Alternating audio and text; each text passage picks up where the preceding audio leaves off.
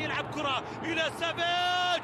الله، هدف التعادل يأتي من جانب سافيج الساحر والملهم الذي لا يكتفي بتحريك اللعب بل يحرك الملعب الآن، يحرك الملعب بأكمل الآن.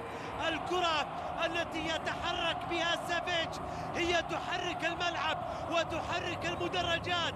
سافيج يسجل ويعيد كتابة تفاصيل المباراة. هدف التعادل يعود عبر سافيج وعبر راسية سافيج.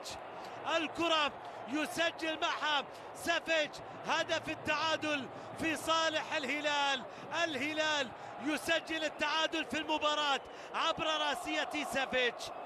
هدف تعادل لمرة اللعب في صالح الهلال على الجهة اليمين إلى انطلاقة وتقدم وعرضية ليوناردو. كرة اللعب في صالح الهلال على الجهة اليمين إلى انطلاقة وتقدم وعرضية ليوناردو عند مالكوم، ومالكوم يلعبها لمنطقة الجزاء بالراس. الله، جول! هدف بتوقيت الهلال، هدف بتوقيت البلاهي، هدف بتوقيت الهلال، ينتصر فيه الهلال. الهلال يتقدم بهدف. الهلال لا يكتفي بالمنافسة، يكتب رسالته برؤوس لاعبيه بثلاثة أهداف جاءت بكرات راسية، بأن الصدارة ليست طموح بل مكان ينتمون إليه.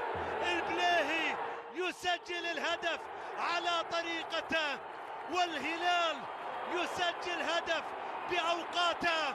مع الأوقات الأخيرة انتهت المباراة، انتهت الليلة بهدف الهلالي الثالث في الوقت الأخير.